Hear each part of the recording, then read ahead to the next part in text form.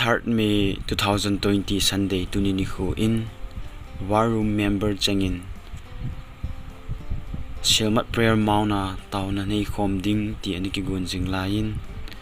lockdown na hi zein hiti chun aniki kha in peace ga ake namunin tauna aniki mang khomin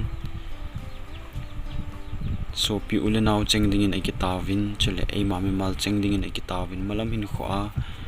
ministry chi jom jing na ding le pathin lo pi choi sang jing khangdong hi na dinga mihim hi na dinga pathin koma ani kitaw khomin tauna cheng agil thein kitir khona anomin pathin adingin ta sa le lagaw lamin hat be na le nai be na akinayin pathinin ichung chevin na atongin ka kipain ichi ministry itaw khom na hui pathinin pathei bo indin na hojong